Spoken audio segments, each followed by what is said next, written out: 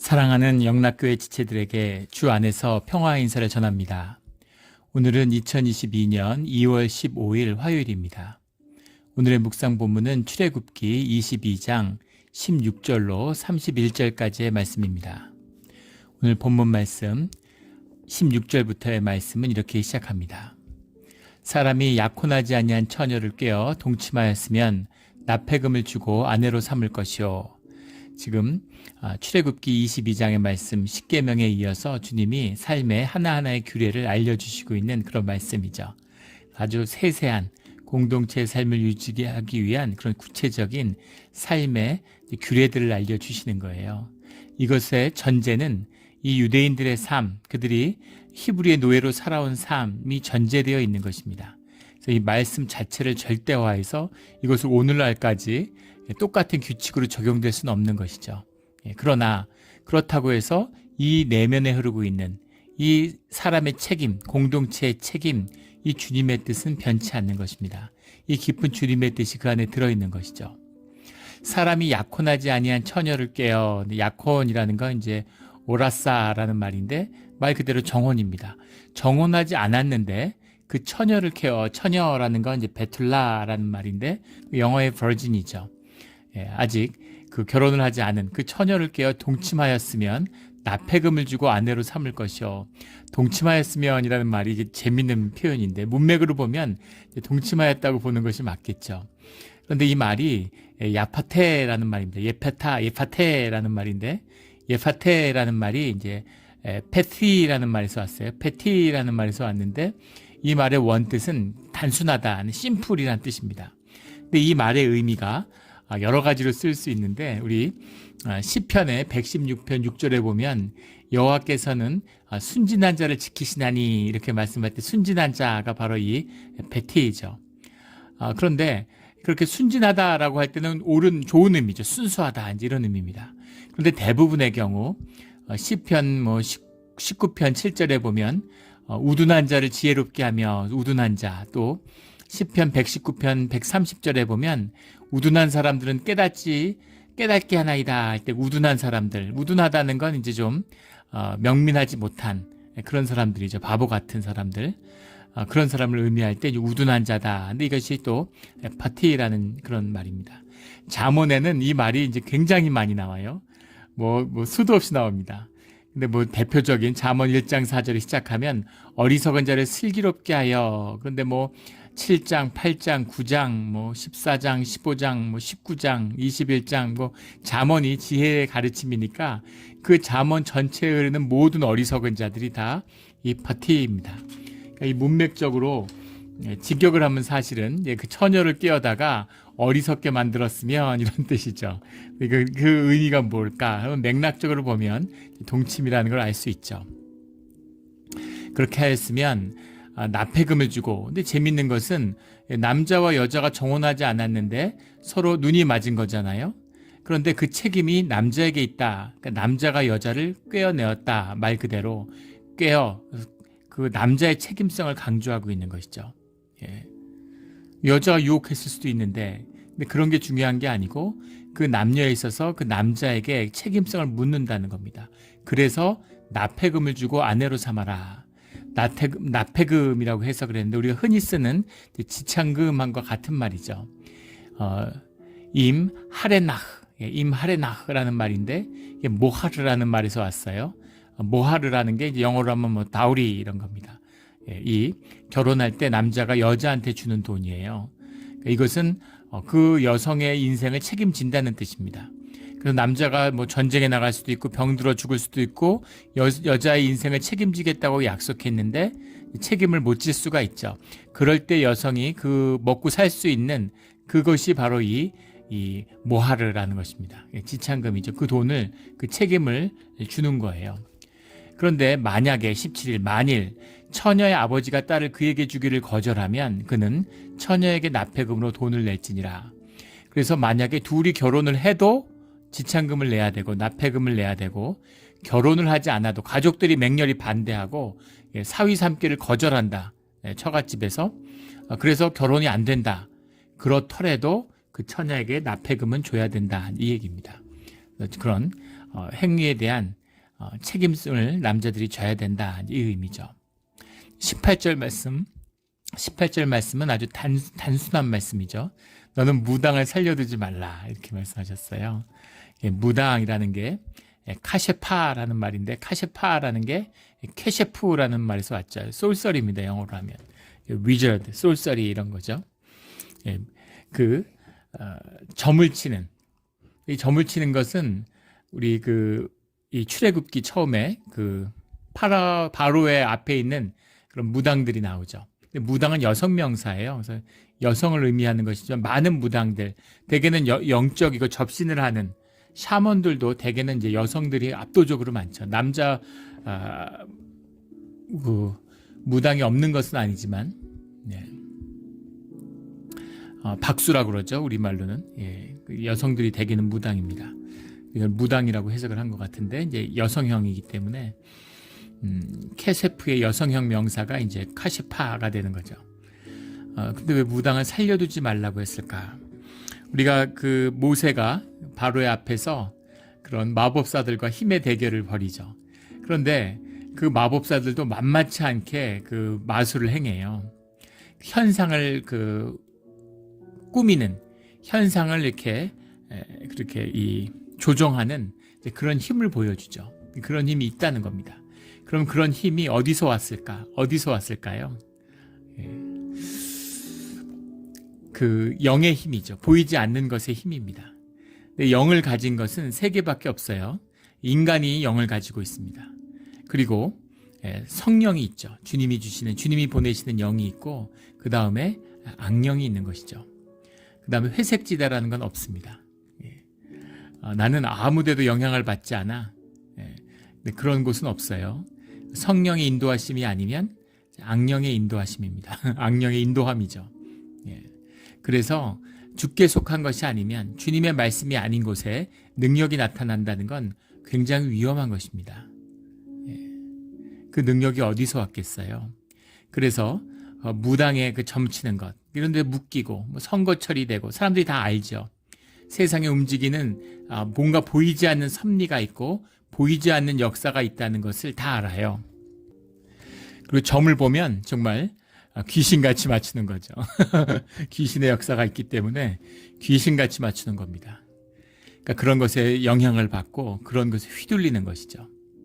그런데 그 세상에 속이는 권세, 세상의 권세를 마귀가 쥐고 있으니까 현상을 조작하는데 마귀의 힘이 있어요. 그걸 어떻게 부정하겠습니까? 그러나 분명한 것은 그 현상이라고 하는 이 그림자의 본질의 세계, 그 무한 차원의 세계, 그 실제의 세계의 주관자가 주님이시고, 주님과 함께하는 것만이 이 현상의 문제를 타개하는, 이 현상을 주재하는 권한과 힘이 인간에게 있다고 주님이 말씀하시는 거죠. 우리가 영이 있으니까 영의 힘을 인간이 가지잖아요. 생명의 능력을 가지잖아요. 근데 그것을 쏘가서 다 잊어버리고 그리고 세상 권세에 휘둘리면서 종노릇하는 것, 이것이 우리의 모습이죠. 또 하나 더 중요한 것은 그런 점을 보고 기가 막히게 맞추는 그런 점을 본다. 사주 명리학을 보던, 무슨 토종 비결을 보던, 뭘 보던, 타로점을 보던, 별점을 보던, 문제는 그것이 영적인 것이라는 것이 무슨 의미냐면은, 우리도 영인데 그 영을 묶는 힘이 있다는 겁니다. 예언에 자기 실현적인 성격이 있다고 그러죠. 말의 권세가 있어요. 우리가 자녀를 늘 축복해야 되는 것입니다. 자녀에게 너는 주님의 축복의 아이다. 너는 하나님이 함께 하신다. 너의 모든 일 가운데 주님의 은혜가 함께 할 거야. 계속 선포하고 계속 축복해야 되는 것이죠. 야, 너 그렇게 공부해서 뭐가 될래? 이런 소리 자꾸 하면 아예 영이 죽는 것이에요. 하물며 무당의 점을 봤다. 이런 것이 그 삶을 묶는 것입니다. 그걸 끊어야 돼요. 그 묶임을 끊는다는 것. 그 영적인 묶임을 다 끊어내야, 그래야 거기서 벗어나서 자유한 삶을 살 수 있게 되는 것이죠. 그 악한 묶임, 그 묶임이 무당을 통해서 이루어진다라는 겁니다. 무당을 살려두지 말라. 이렇게까지 해야 되나? 이 무속의 점이라고 하는 것이 우상 숭배의 중심에 있었어요. 이 시대에는 애굽의 종교의 중심에, 그 애굽의 제사장이라는 사람들은 전부 다 이런 무당들입니다. 뭐 그리스는 더 말할 것도 없죠. 이방의 제사의 중심에 이 무당들이 있어요. 무속인들이 있는 것이죠. 근데 이것이 영적인 그 굴레, 사람들을 묶는 그런 악한 역사의 중심이다라는 거죠. 이것을 살려두면, 이 영이 살아있으면 그러면 자유함이 있을 수 없는 것이죠. 이것을 살려두지 마라, 이렇게 얘기하는 거예요. 그런데도 뭐 신년이 되면 이것이 무엇인지, 이것이 얼마나 무서운 것인지를 모르기 때문에, 한국에 보면은 이제 교회 다니는데 뭐 토정비결 보고 전보로 다니고 궁합보로 다니고, 그런 사람들 많이 있습니다. 진짜 어리석은 거예요. 무슨 짓을 하는지 모르는 것이죠. 절대 그런 짓을 하시면 안 됩니다. 그 모든 것을 주의 이름으로 끊어버리는 우리 모두가 되기를 주의 이름으로 축원합니다. 19절에 짐승과 행음하는 자는 반드시 죽일지니라. 짐승과 행음하는 건 역시 그 시대에 애굽은 물론이고 그 이방 종교에서 예배의 한 수단으로 쓰는 겁니다. 제사의 한 양식이에요. 그 짐승과 그 통음하는 그런 일들이 있었다는 거죠. 참 끔찍하죠. 근데 이런 것이 세상의 중심에 있으니까 사람들의 경계가 무너지는 것입니다. 하나님의 창조의 질서를 흐트러뜨리는 거죠. 꼭 짐승과의 행음이 아니라 하나님의 그 정해놓으신 그 자리를 이탈해서는 안 돼요. 우리가 지금 그런 시대를 살고 있지 않습니까? 동굴 속에 사는 그거를 배트죠.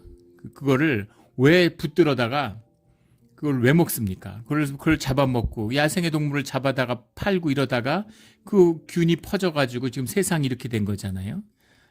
그런 모든 그 플루균 같은 거는 사실은 다 인간이 짐승과 섞여 살면서 나오는 것이죠.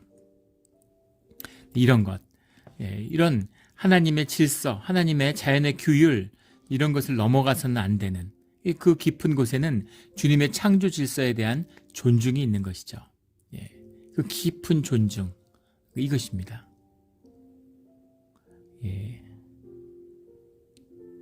예전에 일본의 한 그 소설에서 본 내용인데,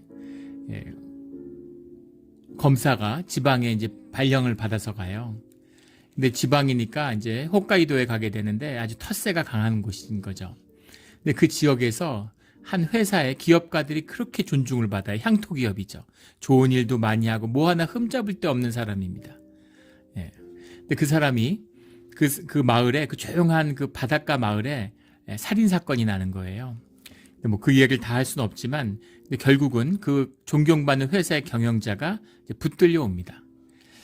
근데 결론은 그 사람이 살인을 했어요. 그런데 그 살인을 하게 되는 충동적인 것이 무엇이었냐면, 그 사람을 협박하러 온, 동경에서 협박하러 온 사람이 협박을 했다고 해서 사람을 죽이진 않죠. 무슨 그 회사에 비리에 관련된 협박을 하는데, 그것 때문에 죽인 게 아니라 담배를 피다가 담배꽁초를 바닷가에 던진 거예요.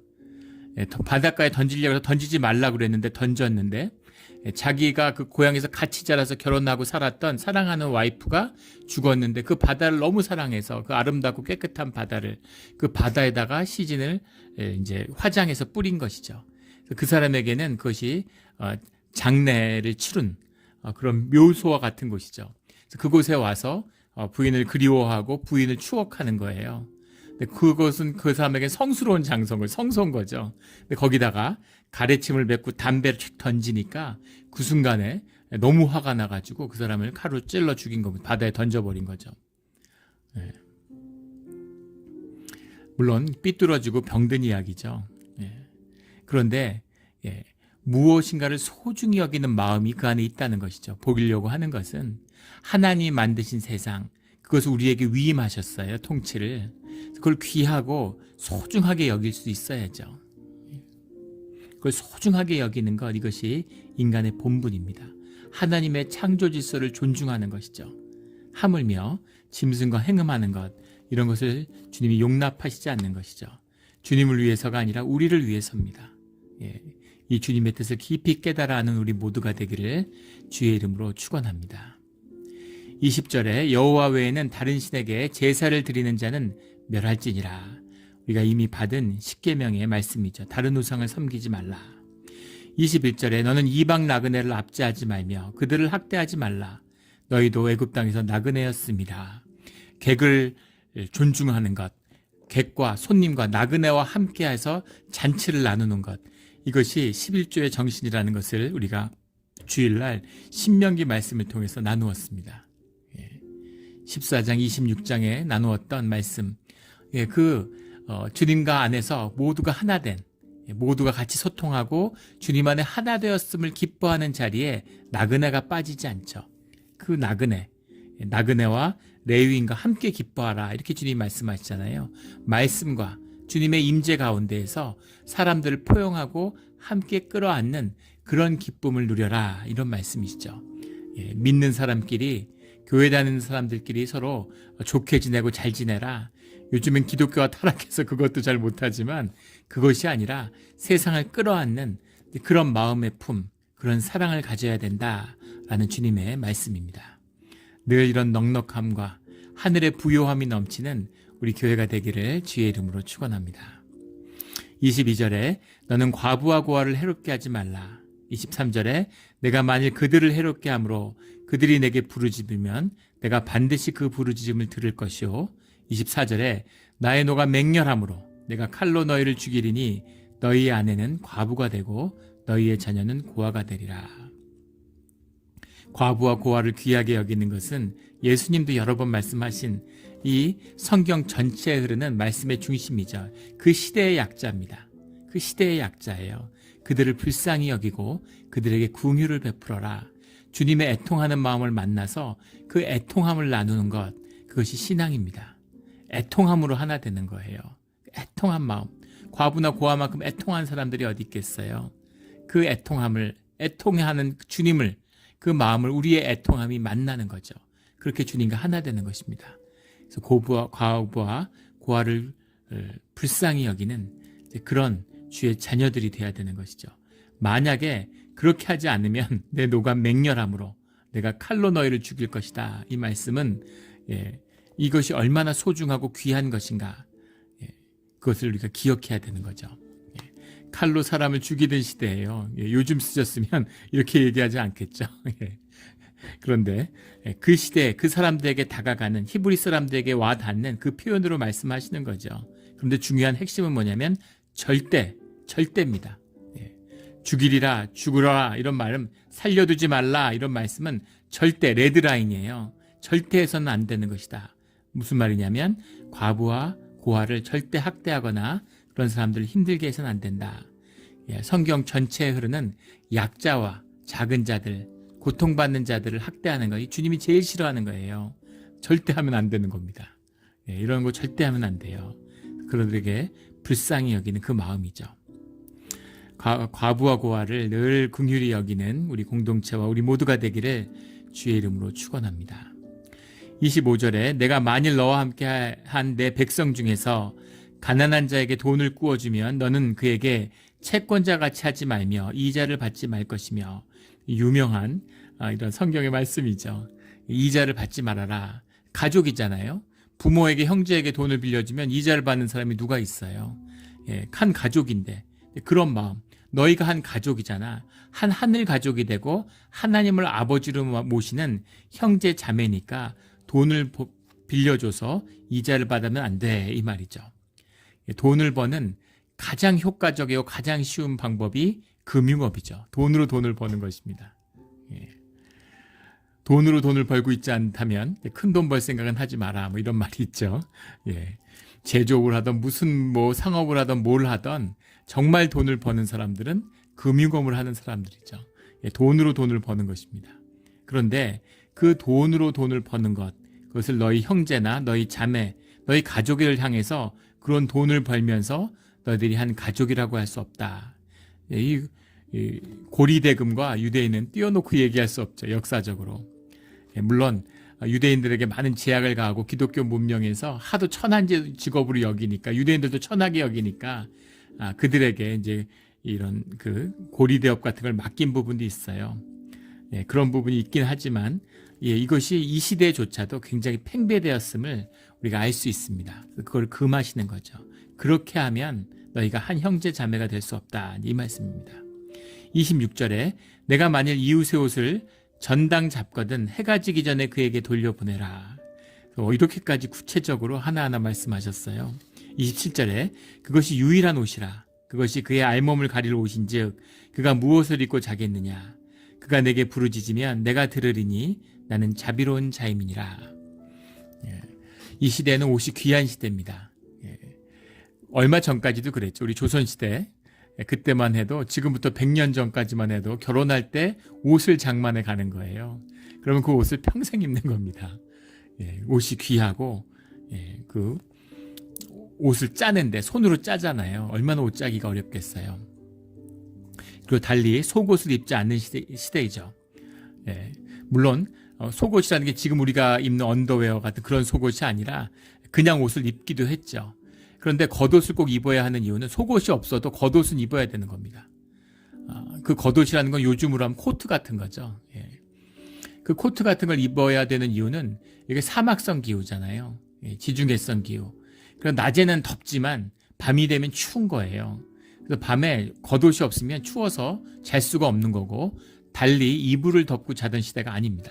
옷을 입은 채로 그대로 누워 자는 거예요. 그 옷이 이불인 거죠. 옷을 저당 잡히는데 옷을 저당 잡히면 확실하죠. 그런데 낮에 옷을 전당 잡았더라도 밤이 되면 반드시 그것을 돌려줘야 된다. 그 사람이 그 옷을 입고 자야 되니까 추위에 떨거나 자다가 얼어 죽거나 이러면 안 되니까 그 옷을 반드시 돌려주라는 자비의 마음인 것이죠. 그래서 돌려주라는 겁니다. 이 옷이 이게 통짜로 된 옷이죠. 이불같이 생겼고 가장 비슷한 형태는 오늘날 아랍 사람들 그 TV 같은 데 보시면 사우디아라비아의 무슨 왕자들 이런 사람들 미국에 방문하고 이러면 옷을 입고 있죠. 근데 위로부터 아래까지 원피스로 그냥 큰 이불을 통으로 입은 것 같이 그런 옷이에요. 그래서 아랍 지방에 사우디 같은 데 가면 저는 가보진 못했지만 이제 가본 분들 뭐 선교사님들 얘기를 들어보면 그 우리 가보면 남성용 화장실에 남성용 소변기가 있잖아요. 근데 아랍 지역엔 그게 없다는 거예요. 남성용 그 서서 보는 소변기가 없고 다 좌변기만 있다는 겁니다. 왜냐하면 옷을 벗거나 올리고서 옷이 하도 거창해서 그걸 올리고 서서 소변을 볼 수가 없기 때문에 다 남자들도 앉아서 소변을 봐야 된다는 거예요. 큰 옷을 통짜로 입는 그런 옷인 거죠. 그 옷을 저당 잡혔는데 확실한 전당품이죠. 저당품인데 그것을 돈을 못 갚더라도 꼭 돌려줘라. 밤에는 그걸 입고 자게 해라. 이 말씀인 거죠.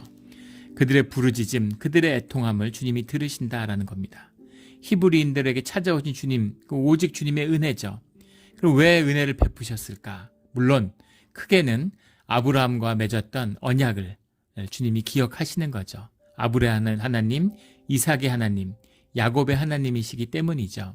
그러나 동시에 왜 그때였을까? 왜 히브리인들이 노예되었을 때였을까? 그들의 고통, 그들의 아픔을 주님이 들으셨기 때문인 겁니다. 그 압제, 그 학대를 주님이 갚아주셨죠. 그래서 불쌍하신 거예요. 불쌍히 여겨주시는 겁니다. 주님이 불쌍히 여겨주시는 자비 하나님이다. 나는 자비로운 자다라고 주님이 말씀하시죠. 이 자비의 주님, 주님이 자비하신 분이기 때문에 우리가 불쌍하기 때문에 주님 앞에 나아가는 것입니다. 그래서 우리가 그 자비함을 받은 자로서 그 자비함을 잊어버려서는 안 되죠. 이것을 기억해야 되는 거죠. 28절에 너는 재판장을 모독하지 말며 백성의 지도자를 저주하지 말지니라. 이 또한 성경에서 반복적으로 나오는 중요한 말씀입니다. 우리 전도서에도 나오고 10장에 로마서 13장에도 나오고 베드로전서 2장에도 같은 맥락의 말씀을 하죠.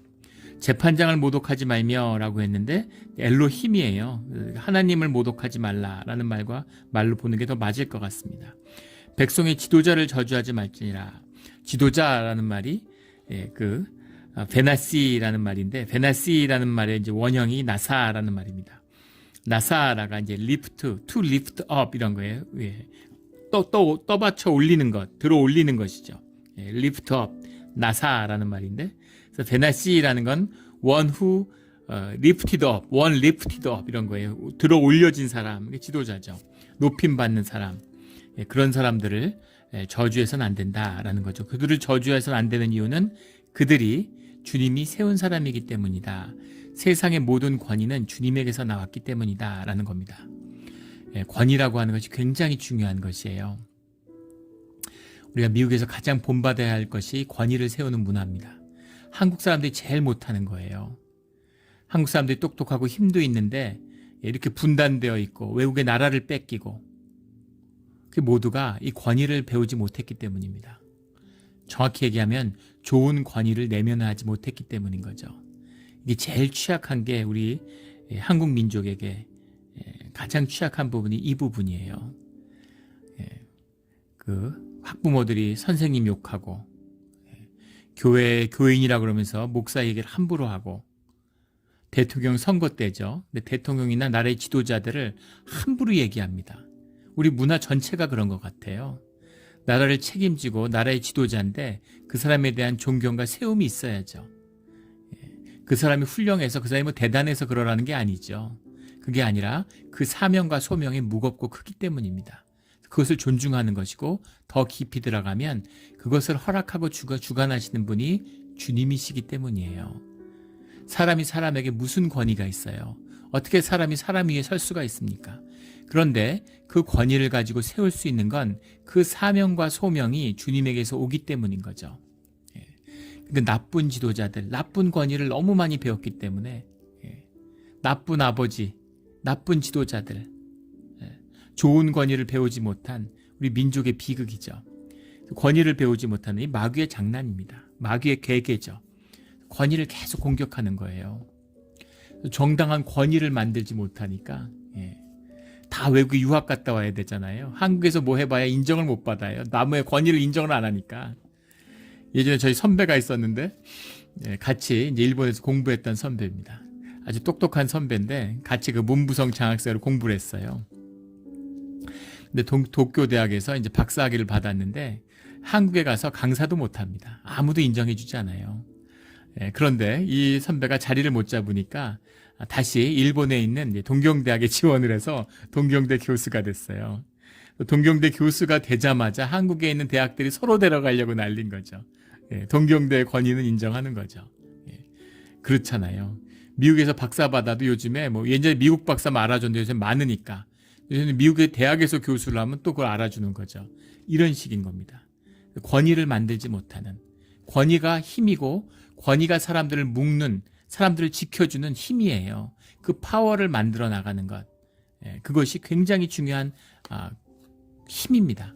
국가의 힘이고 사회의 힘이고 공동체의 힘이에요. 그 힘이 권위에서 나옵니다. 그 근원에는 주님께로부터 오는 그 권위와 힘이 있는 것이죠. 그것을 만들지 못하는 민족은 희망이 없습니다. 그래서 우리 지도자들이 희화화되고 지도자들의 수준이 너무 떨어지고, 선거철인데 한국의 정치 이런 걸 보면서 요즘 거의 본 적도 오래됐지만 보지도 않으려고 해요. 그런데 보고 기도해야죠. 근데 우리나라가 왜 이렇게 됐나? 예전엔 그래도 지도자들이 존경받고 이런 부분도 있었던 것 같은데 요즘은 완전히 그런 조소와 멸시의 대상이 된 것 같아요. 이래서는 안 됩니다. 재판장을 모독하지 말며 하나님을 모독하지 말며 백성의 지도자를 저주하지 말지니라. 이런 주님의 깊은 뜻을 이 백성이, 이 히브리인들이 받아야 되고 알아야 된다라는 말이죠. 이걸 배워가는 과정이 광야의 행진이죠. 끝없이 불평하고 뭐 상황만 좀 나빠지면 그걸 모세한테 막 항의하고 따지고 나중엔 돌을 들고 나오죠. 그런 민족이에요. 이 민족이 주님을 만나는 것이 이 지도력을 세워가는 과정과 하나다라는 것을 보여주고 있는 것입니다. 29절에 하나님의 권위를 인정하고 사명을 소중히 여기는 지도자를 세우는 우리 교회와 공동체와 우리 민족이 되기를 주의 이름으로 축원합니다. 29절에 너는 내가 추수한 것과 내가 짜낸 즙을 바치기를 더디하지 말지며 내 처음 난 아들들을 내게 줄지며. 내가 짜낸 즙을 바치기를 더디하지 말며. 근데 바치다는 동사는 사실 본절에 없어요. 그렇게 해석할 수도 있습니다. 문맥적으로 볼 때 내가 추수한 것과 내가 짜낸 즙을 더디하지 말지며 라고 하니까 바치기를 더디하지 말라라는 말인데, 더디하다라는 말이 테아헤르라는 말이에요. 로라는 건 우리 많이 나왔던 말이죠. 우리 십계명에 나오는 don't, do not 이런 거죠. 하지 마. 근데 테아헤르, 딜레이라는 뜻입니다. 딜레이라는 말이에요. 늦어지지 않게 해라. 더뎌지지 않게 해라. 이 말이죠. 네가 추수한 것과 너가 짜낸 즙, 짜낸 즙이라는 건 주스죠. 너의 마실 것, 너의 먹을 것이 추수하다라는 게 말레라는 말인데 채우다, 풍성이 넘치다 이런 말이에요.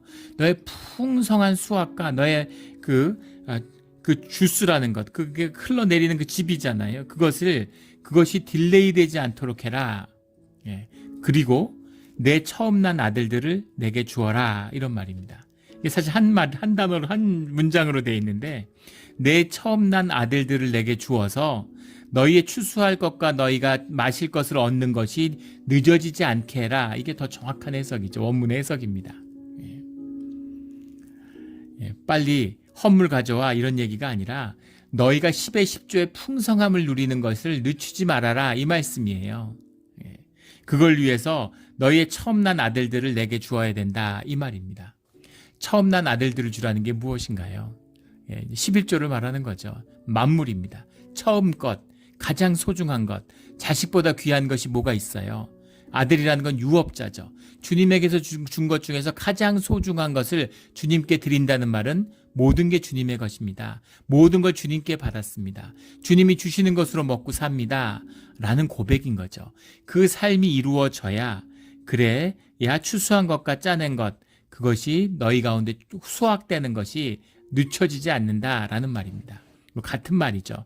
이것이 넘쳐나야 하나님께 10의 11조를 누리는 마음이 받아야 그것이 누려지는 것이고 누려져야 받는 것이고 물론 동전의 양면 같은 것이지만 그것을 놓쳐서는 안 된다라는 그 말씀이죠.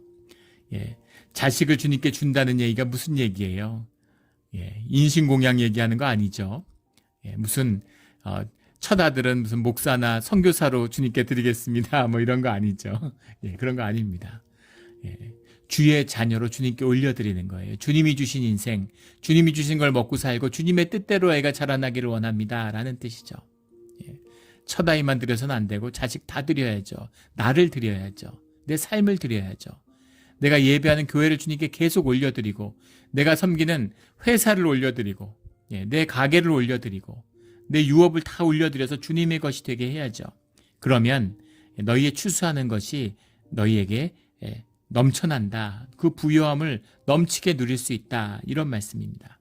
그것을 딜레이 시키지 마. 누렇게 벼가 다 익었는데 추수하지 못하는 오늘날 타락한 기독교의 모습입니다.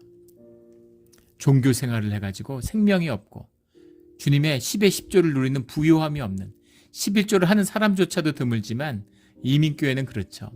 그런데 11조를 해도 그 종교화돼가지고 평생 11조를 해도 주님의 복을 누리지 못하는 그런 것이 되어서는 안 된다라는 말씀의 뜻입니다. 우리가 지난 주일 나누었던 오멜은 10분의 1 에바다라 하는 그 말씀이죠. 그 말씀의 비밀을 깨달아 하늘의 부요함을 누리는 우리 모두가 되기를 주의 이름으로 축원합니다. 30절에 내 소와 양도 그와 같이 하되 이래 동안 어미와 함께 있게 하다가 여드레 만에 내게 줄지니라. 7일을 엄마와 함께 하고 여드레가 지난 다음에 주님께 이 제사의 곡물로 드릴 수 있다는 겁니다.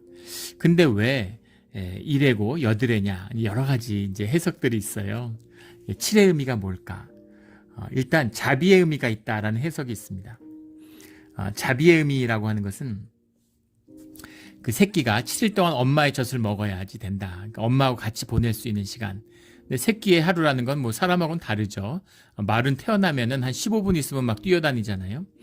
그러니까 그 7일 동안 엄마 젖을 먹고 그렇게 엄마랑 함께 있을 수 있는 시간이 있은 다음에야 그 다음에 엄마하고 떨어져야 된다라는 의미다. 이런 뜻도 있고 또 7일에 엄마 젖을 먹어야 제구실을 한다. 이런 해석도 있습니다. 지금은 옛날에는 이제 소젖을 먹였죠. 우유를 아이들 먹였는데 이제는 이제 모유를 먹입니다. 모유를 먹어야 이제 과학적으로 밝혀져서 아이가 모유를 먹어야 일생 동안 건강하고 인간의 면역력이 엄마의 모유를 통해서 완성된다는 걸 이제 알죠. 그래서 여성들이 다 모유를 이제 수유를 해요. 한동안 이제 우유가 더 좋은 줄 알고 가난한 사람들이 먹을 게 없는 사람들이 모유 먹이고 부자들은 이제 소젖을 갖다가 먹이는 거죠. 그러면 아이가 평생 고생을 하게 된다라는 걸 이제 알게 된 것입니다. 그런 의미에서 모유를 먹여야 된다. 그래야 이제 제구실을 한다. 이런 의미로 이제 해석하는 것입니다. 또 다른 해석은 7일 동안 그 6월절에 제사를 지낼 때 1회 동안, 그때도 1회 동안 동물을 가지고 감시하죠. 그래서 일주일 동안 1회 동안 두고서 보다가 그게가 흠이 없는지 문제가 없는지 주님께 바칠 만한 것인지를 살펴서 잘 성별해야 되기 때문에 성별할 것인지를 구별하는 시간이다. 이렇게 보는 시각도 있습니다. 그리고 또 이것은 할례의 의미다.